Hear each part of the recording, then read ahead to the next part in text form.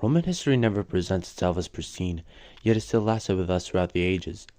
And I want to share a very amazing story with you, the Punic Wars. A series of destructive wars with Rome's greatest rival of the Mediterranean, known as Carthage. And I want to do justice to this topic. It has too many bits and pieces that may not fit, but nevertheless, it's a story that is quite fun when explained right. Heck, without these wars, Rome and its influence would be in vain. Rome's laws, language, and culture would never exist if these wars were to be its demise. For context, let's delve into the origins of both powers. Rome was founded in the year 753 BC by the legendary twins Romulus and Remus. Not much is known if they were real people, but history is more fun and mythology is part of it. After its expansion in the Italian peninsula, Rome swelled into a regional power that clearly was on the rise. Many of Rome's allies were a major factor to its expansion, as the population increasing gave Rome the key to their lifeblood, conquest. It truly reverberated in Caesar's words of Veni, Vidi, Vici. Here's the logic to Rome. It was a nation hell-bent on forbidding one man from ever eyeing the throne. So Rome had an ingenious system of politics they dubbed consulship. Every year, 2 consuls elected from the Senate would be the leaders of the nation, with each having de facto absolute power. The catch was that they had veto power over each other's decisions, and their one-year term made them act hastily. Consuls were often driven by the idea of dignitas, glory, and so conquered to earn respect for them and their family. Let's shift our focus to the top dog of the Mediterranean, the queen of the waves, Carthage. Founded in 814 BC, this upstart Phoenician colony came about as a result of the Phoenicians trading throughout the Mediterranean and establishing a foothold in Africa. Later it grew to be its own boss and went to dominate the trade. Carthage was rich, stupidly rich. So it often hired mercenaries to fight wars, focused on trading and held strategic islands such as Sicily, Corsica, and Sardinia. As for the mentality, Carthaginian generals were often brutally punished for failures and were more reserved, which was stark in opposition to Rome's aggressive mentality.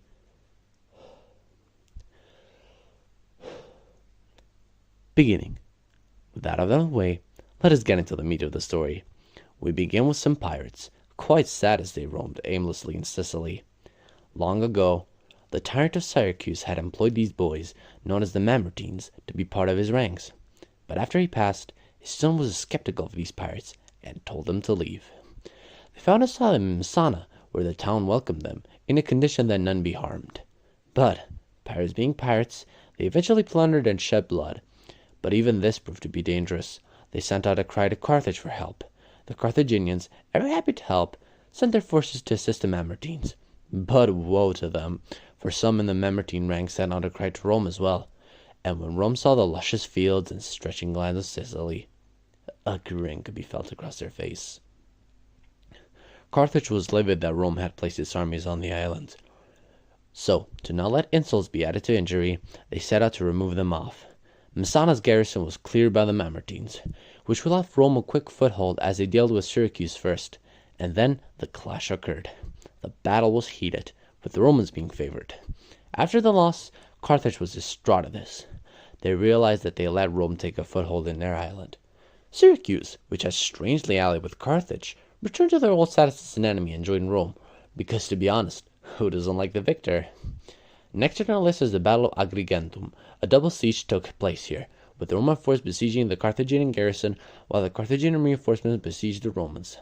After months of attrition, Rome set out and beat them, at the heavy cost of 30,000 men. The problem here is that the Roman forces were heavily undersupplied for the campaign. As they lacked a strong navy, they also lacked the supplying power of a strong, healthy navy like Carthage's would. So Rome set out on this too. Tales say that a Carthaginian quinquirium washed up and that the Romans copied the design. Believe it or not, Rome had a navy, and they were eager to test it out. So they set sail to the Lipari Islands, where in the ensuing battle, Rome was humiliated at the hands of the much better Carthaginian navy that smashed them. A quick explanation. Ancient naval warfare was all about ramming the ship into the side of the enemy fleet with a large ram, which was attached to the ship's front. Even the Roman consul in charge of the battle, Gnaeus Cornelius Scipio, was given the nickname Asina, meaning ass, as in the animal. But even this defeat gave the Romans an ingenious idea. Could they turn a naval battle into a land one? Romans were famous in using foreign weapons and or strategies and remixing them into their own unique way, and the same ensued here. Picture this: the Carthaginian fleet sat ready, eyeing the waters as the Roman fleet approached, and behold, a tall beam with an iron beak lay before you. What was this thing? It was a symbol of the Roman mind, a brilliant weapon, the corvus. In the Battle of Mylae, the Romans tested out this bad boy and it worked flawlessly. It would be hoisted by ropes, then it would come crashing down as it pierced the ship, and it acted as a makeshift bridge that the soldiers crossed and used to slaughter the poor Carthaginians. Now Rome rivaled Carthage in the waters. 256 BC. The Sicilian theater would be on standby as the current Roman consul, Marcus Atilius Regulus, sought glory and proposed a wonderful idea: the invasion of Africa, Carthage's heartland. Before that, the two powers clashed in possibly the largest naval conflict in history, the Battle of Cape Ecnomus. Overseeing about 680 ships total from both sides, and more than 300,000 men total, this would be a testament to who ruled the waves. The battle was a spectacle to watch. It had the Carthaginians lined up in a straight line, and the Romans structured akin to a lance to ram into the thin line of the enemy. Now some Roman ships were transports for the African invasion, but most were battleships. The Carthaginian center moved back so that the flanks could envelop the Roman fleet, but then the battle turned into 3 separate skirmishes. Now the forces divided, each subunit fought their battle. Even though the Carthaginian fleet had the advantage, the sheer number of ships made communication difficult, and all the Romans had to do was swing the corvus. Now after this victory, the waters had been cleared for Rome's grand invasion. As Regulus and his army were reveling in their plunder of the countryside, they made sure to send back the spoils to the Senate and keep defeating the enemy. In the Battle of Adus, Carthage set out to eliminate the Roman threat. They actually were quite foolish in the way they set up. They were on rough, hilly terrain and overlooked the Roman camp. As I mentioned before, Carthage loved hiring mercenaries, and most of their ranks were such. Their elite Numidian cavalry and their most feared asset, the war elephants, were nullified by the terrain.